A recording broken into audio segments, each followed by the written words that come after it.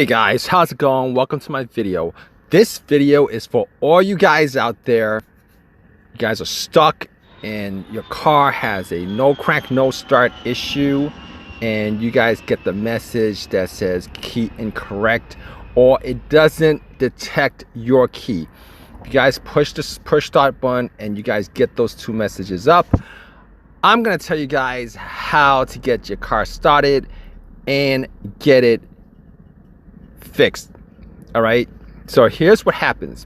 Get into your car, you push the your foot on the brake and the push start, and you get that message that comes up that says key not detected or incorrect key.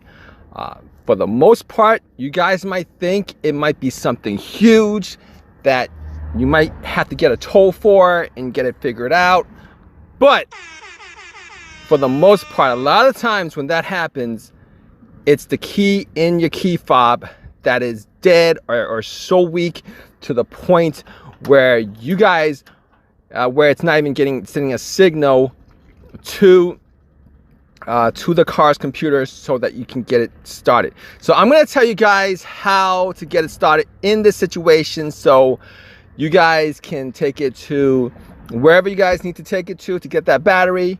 They sell it at the pharmacy, they sell it at Walmart, they sell it at any place that sell those little flat batteries for your remote and everything else. All right, what you're gonna do is you're gonna take that key fob, and with the tip of it, what you're gonna do is you're gonna push the push start. Even with a dead battery, if you guys take the tip of that key fob and you guys push it with the push start with your foot on the brake, starting it normally, it will start up. If that is the cause of your issue, it will start up.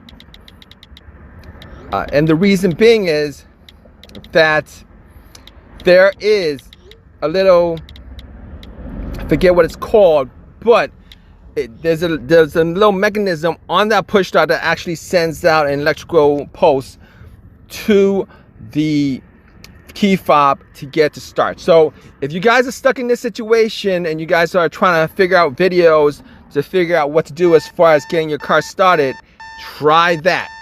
All right, if your key fob is the issue, definitely try that. Chances are, if you guys get those two messages, that would be the issue. And if your car gets started, definitely take it to one of these stores to get a new battery. I believe the battery for that is a CR30 for the remote. It's easy to change up. All right, try that out. Hope this has helped you guys out. If you guys have any of your own personal experiences with this, definitely leave a comment in the comment section. It might help somebody else out. Please give me a thumbs up. Please subscribe. All that good stuff. All right, guys. Hope this has helped you guys out and you guys get your car started. Take care.